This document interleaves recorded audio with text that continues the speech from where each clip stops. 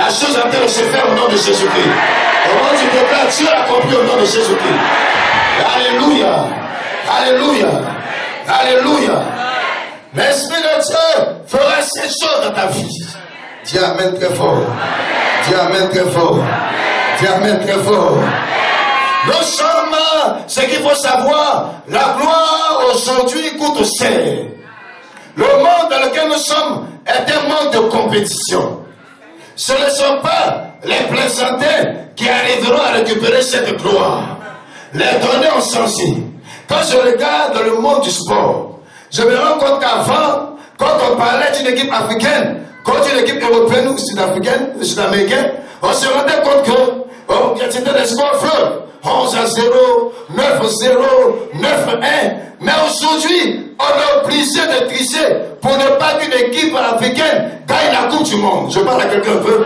Parce que les réalités ont changé. Et aussi, dans les grands championnats qui existent dans le monde, et aussi, on acquis de l'expérience. Et aussi, se frottent aux grands stars dont on se connaît maintenant. C'est avant que c'était compliqué, mais maintenant c'est impossible pour nous. Qu'est-ce que je veux te dire? Le monde est un monde qui a changé aujourd'hui. Si tu restes le même, qui ne comprend pas ce changement, la gloire qui est prévue pour toi ne viendra pas. Mais je vais croire par l'Esprit de Dieu que quel que soit le changement qui arrive, Dieu te donnera la capacité de récupérer cette gloire qui est prévue pour toi. Dis-moi Amen très fort. Dis-moi Amen très fort. La Bible nous donne le secret que personne ne peut contester, que personne ne peut freiner. Personne. La Bible dit, quand Jésus-Christ est mort, la manière dont il est mort, on dit c'est humilié jusqu'à la mort. Il doit obligatoirement avoir une conséquence. On dit c'est pourquoi conséquence. Dieu aussi, vu ce qu'il a fait, la qualité qu'il a eue pour aller jusque dans la mort, vu ce qu'il a fait, c'est impossible pour lui de ne pas s'asseoir sur ce trône le plus élevé. La puissance que Dieu nous a donnée, que personne ne pourra arrêter. Dis avec moi la puissance de la qualité. Dis la puissance de la qualité. Le diable s'arrange pour remplir les hommes de beaucoup de défauts. Quand quelqu'un a beaucoup de défauts, c'est difficile pour lui de vivre certaines prophéties que Dieu annonce à son sujet. Quand quelqu'un est rempli de défauts, sa vie est compliquée, il y a beaucoup de blocages, il a des opportunités, mais c'est difficile pour cette personne de pouvoir rentrer dans ces opportunités-là. Le diable travaille ainsi pour ne pas que tu sois dans l'état qu'il faut pour attirer la gloire dans ta vie. Parce qu'il sait ces paroles de Matthieu 24 qui dit, où que soit le cadavre, là s'assembleront les siècles. Il ne veut pas alors que tu sois dans l'état qu'il faut pour attirer ce que Dieu a prévu pour toi. Mais dis avec moi, il est échoué au nom de Jésus-Christ. Dis il est échoué au nom de Jésus-Christ. Dis il est échoué au nom de Jésus-Christ. Il refuse que tu sois dans l'état qu'il faut pour récupérer ce que Dieu a prévu pour toi. Mais je déclare par l'Esprit de Dieu, tu deviendras ce qu'il faut pour récupérer ce que Dieu a prévu pour toi sur cette terre. Dis-moi amen si tu crois. Dis-moi amen si tu crois. Dis-moi amen si tu crois très fort. Alors le diable sait que si jamais certaines qualités s'installent en toi, il sera difficile de pouvoir te maîtriser. Le diable sait que c'est un pouvoir. Il sait que c'est un pouvoir que personne ne peut arrêter. Tu sais, quand tu as certaines qualités, la qualité rend incontournable. Il y a des gens qui voudront dire, ils voudront chercher une solution ailleurs. Mais on se rend compte que la solution est chez toi. C'est toi ceux qui savent faire ça. On tournera, mais on sera obligé de revenir vers toi. La vie de Joseph s'est retrouvée dans une situation semblable. Tout le monde cherchait à interpréter le rêve, mais personne n'y arrivait. La vie c'était le seul, au milieu de plusieurs. On pouvait dire, il est un prisonnier. Mais Pharaon dit, laissez-moi tranquille. Quelle affaire de prisonnier? Il y a un problème. C'est lui qui a cette qualité-là. On ne peut pas le contourner. Je dis à quelqu'un, quand Dieu aura inscrit une certaine qualité en toi, il sera difficile de te contourner. Il sera difficile de te contourner. Il sera difficile de te contourner. Il sera difficile. Parce que l'Esprit de Dieu t'aura démarqué ainsi. L'Esprit de Dieu t'aura imposé ainsi. La qualité pose obligé de composer avec toi. On ne t'aime pas, mais on est obligé de composer avec toi. On n'aime pas ta tête, mais on est obligé de composer avec toi. On n'aime pas ton ethnie, mais on est obligé de composer avec toi. Qui vous a dit qu'ils ont pris plaisir à prendre un étranger pour le mettre à la tête du pays comme gouverneur? Ils n'ont pas pris plaisir, mais c'est ce qu'il est, c'est ce qu'il a, c'est ce qu'il s'est fait, qui s'impose à tout le monde. Je dis à quelqu'un, Dieu t'imposera quelque part. Il t'imposera quelque part. Il t'imposera quelque part.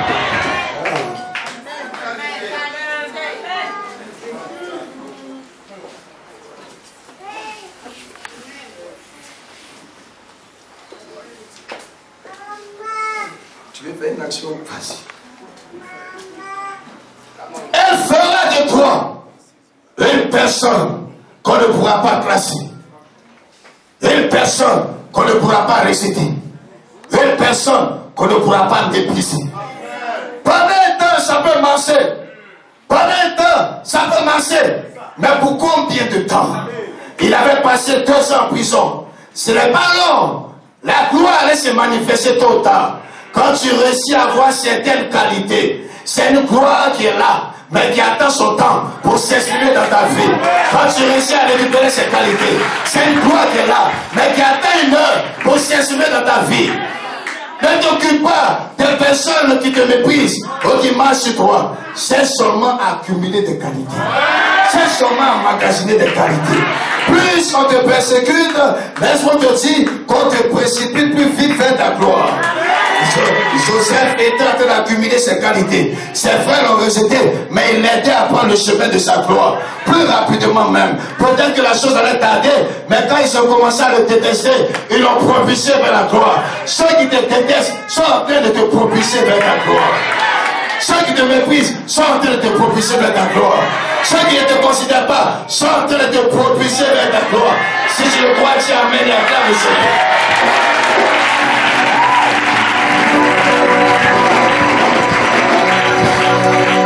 C'est un secret que personne ne peut maîtriser. On peut étouffer pendant 2 jours, étouffer pendant 3 jours, mais tu sortiras le 3e jour. Tu sortiras le 3e jour. La Bible, on essaie d'étouffer la puissance de la résurrection de Jésus-Christ. Mais jusqu'aujourd'hui encore, il est pressé dans le monde entier. Il est pressé de génération en génération.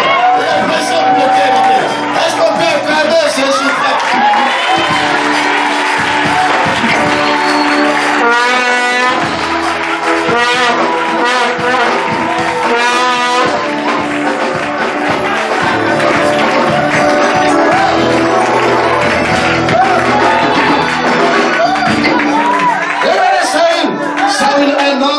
Qui pensait que ce col était pour lui seul. Saül se sentait seul dans ce monde de compétition. Il ne savait pas que la différence allait se faire ennuyer quelqu'un d'autre. S'il était pressé d'aller sur le trône, il s'est précipité pour aller sur ce trône, à cette place qui n'était pas sa place.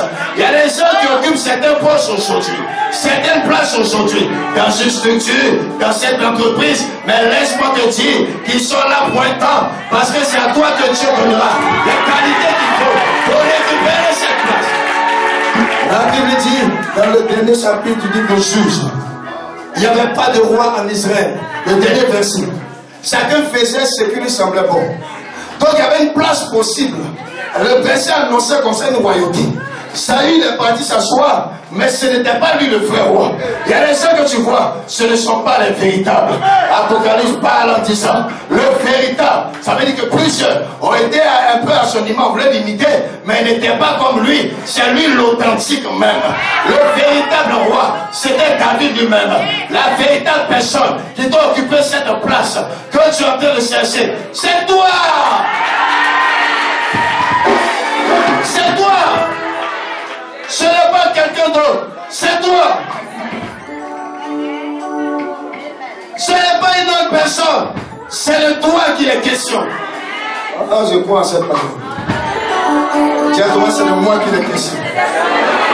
Et c'est de moi qu'il est question. Et c'est de moi qu'il est question. Et voici, c'est de moi qu'il est question. Oh, alléluia. Oh, alléluia. Oh, alléluia. Ce sont les épreuves qui nous arrangent. C'est la persécution qui nous arrange. Elle nous aide à développer certaines choses. C'est le mépris qui nous arrange. Il nous aide à développer certaines choses. C'est la moquerie qui nous arrange. Elle nous aide à développer certaines choses. C'est l'abandon qui nous arrange. Il nous aide à développer certaines choses. Quand alors tu sors de ce foule, quand tu sors de cette fournaise, et qu'on te lance dans la ville, tu as un danger ambulant. Parce que personne ne peut t'arrêter. Personne ne peut te freiner. Personne ne peut arrêter cet élan. Il y a des gens que vous voyez, c'est parce qu'ils n'ont pas commencé à démarrer. Ils sont encore arrêtés. Vous avez l'impression qu'ils ne sont rien. Je me disais, pendant que moi je me sais, il y a des gens que je me suis réservé. Quand il dit je me suis réservé, c'est qu'il fait comme s'ils ne sont pas bénis. Il fait comme s'ils ne sont pas élevés. Mais il a fait une heure pour me dépasser.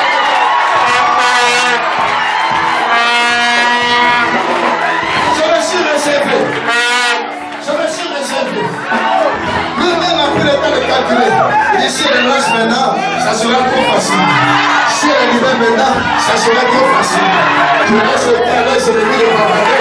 Mais le temps est arrivé.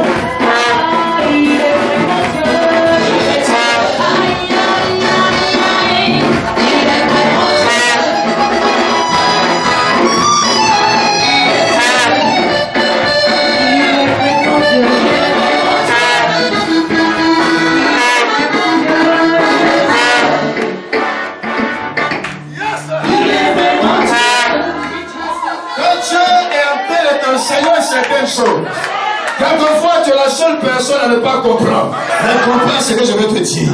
Quand tu vois Dieu te mettre sur un chemin, c'est pour te bâtir, c'est pour te former, c'est pour te construire.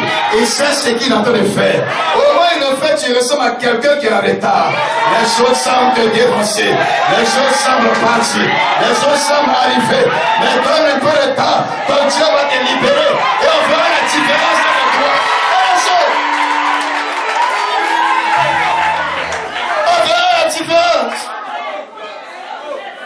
Je crois en ce Dieu qui est capable de te prendre de la boue et de faire asseoir à la table des rois. Je crois en ce Dieu. Je crois en ce Dieu capable de te prendre dans une situation déshonorable et faire de toi une personne honorable. Ne t'en fais pas. Tu es sur le chemin de ta gloire comme ça. Ne t'inquiète pas. Tu es sur le chemin comme ça. Ne t'en fais pas. Tu es bien parti. Tu n'es pas mal parti. Je dis à quelqu'un, tu n'es pas mal parti, tu es bien parti. Dis, tu n'es pas mal parti, tu es bien parti. Dis, tu n'es pas mal parti, tu es bien parti. Ah, est-ce que quelqu'un peut dire à ce moment, tu n'es pas mal parti, tu es bien parti? Tu sembles être mal parti, mais tu es bien parti. Ça dépend de celui qui te regarde. C'est celui qui est en train de faire son travail dans ta vie. Il sait où il va avec toi. Mais celui qui ne comprend pas, quand il regarde, il dit mais quelle est cette manifestation? Quel est ce projet? Après tu es en train de te perdre. Tu vas vers un terre aride. Après c'est difficile. Après tu as perdu la raison. Mais à la fin, tu verras la différence entre l'autre et Abraham. L'autre semblait mieux parti, mais on a vu à la fin que c'est Abraham qui est rentré dans la gloire. Je dis à quelqu'un, tu sens mal parti, mais à la fin on verra que c'est toi qui rentreras dans cette gloire.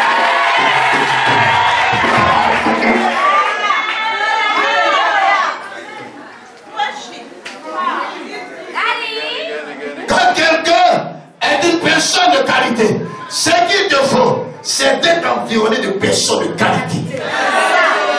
Sinon, ce que tu es sera gaspillé.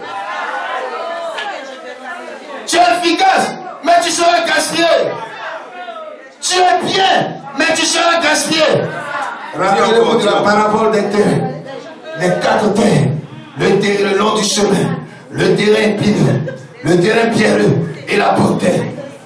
Malheur à toi si tu tombes sur les 3 premières terres, il te sera difficile d'avoir confiance même en toi. C'est là que le doute s'installe. Oh, ma prière, pendant que nous sommes dans la présence de Dieu, que Dieu te garde du long du chemin, qu'il te garde du terrain pierreux, qu'il te garde du terrain épineux, mais qu'il te fasse tomber sur la bonne terre, là où tu connaîtras ta valeur. La deuxième fils était né déjà dans un espace qui n'arrangeait pas sa destinée.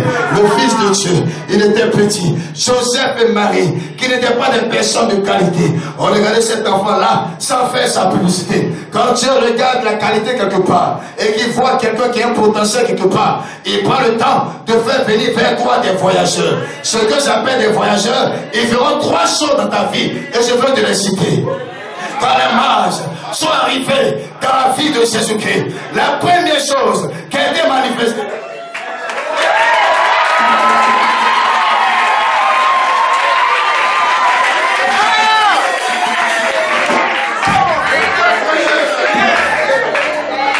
les mages étaient obligés de venir parce que Dieu n'aime pas voir une qualité gaspillée quelque part. Quand il se promène sur la terre, qu'il a détecté une qualité, il ne l'abandonne jamais. Même quand, rappelez-vous de Pharaon, avant de revenir à mes mages, quand le Pharaon a voulu prendre Sarai, qu'est-ce qui s'est passé? Dieu est venu intervenir parce que ce genre de personnes sont rares sur la terre. S'il a laissé Abraham, sur qui il va s'appuyer maintenant? L'habitude de fils de Dieu est né. Pour revenir à notre passage maintenant, quand il est né, Joseph et Marie ne lui donnaient pas ce qu'il fallait, ne faisaient pas ce qu'il fallait dans sa vie. Les mages sont arrivés pour 3 choses essentielles que je veux prophétiser sur ta vie. La première chose qui a été faite, les mages sont venus dévoiler ce qu'il est en vérité. Parce qu'il était dans le pays, mais on ne savait pas que le roi des Juifs venait de naître. Il était ici, mais on ne savait pas qu'une personne bénie était là. Quelquefois, tu es dans ta famille, mais personne ne sait que c'est toi la personne qui est bénie. Tu es dans cette structure, mais personne ne sait que c'est toi qui fais que cette structure avance. Tu es élevé, tu es quelqu'un de bon, quelqu'un de bien, mais on ne te valorise pas. Quand les mages sont arrivés, ils sont dévoilés. Il dit, où est le roi des Juifs qui vient de naître? Je ne sais pas comment vous l'appelez, mais nous on l'appelle le roi des Juifs. Je ne sais pas comment vous le voyez, mais nous on le voit comme le roi des Juifs. Je déclare sur ta vie. Je ne sais pas comment on t'appelle. Je ne sais pas comment on te voyait. Quand les mages vont venir, on te fera comme Dieu veut qu'on te voie.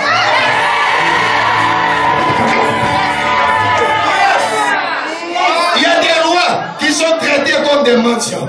Il y a des rois qui sont traités comme des voleurs. Il y a des rois qui sont traités comme des personnes méprisables. Il y a des rois qui sont traités comme des bons arrières. Les mages sont venus dévoiler cette révélation cassée. Dieu amène le feu. Dieu amène le feu. La deuxième chose que les mages sont venus faire, c'est donner l'exemple à tous ceux désormais qui voudront faire des dons à Jésus-Christ. Ils sont arrivés avec leur trésor, comme pour dire à ceux qui sont autour, regardez les dons qui correspondent à cette personne.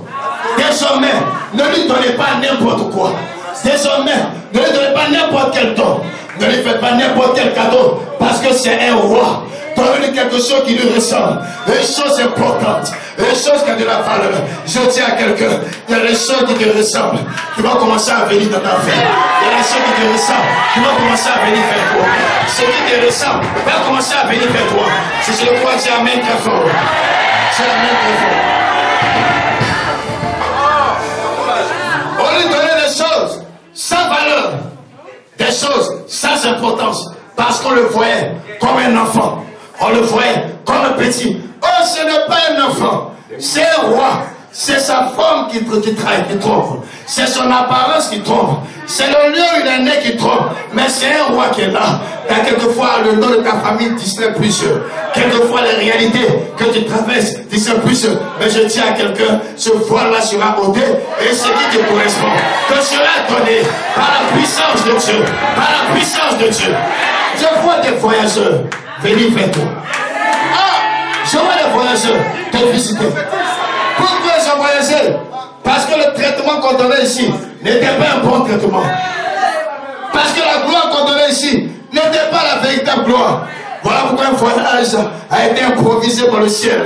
Je dis à quelqu'un, alors que tu entends ma voix, un voyage est improvisé dans le ciel afin que ta vie change, afin que ta vie change, afin que ta vie change, afin que ta vie change. La dernière chose. Fais ton offrande sur cette parole.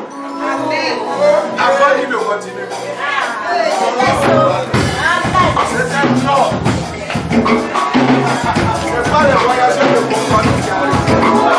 C'est pas les voyageurs de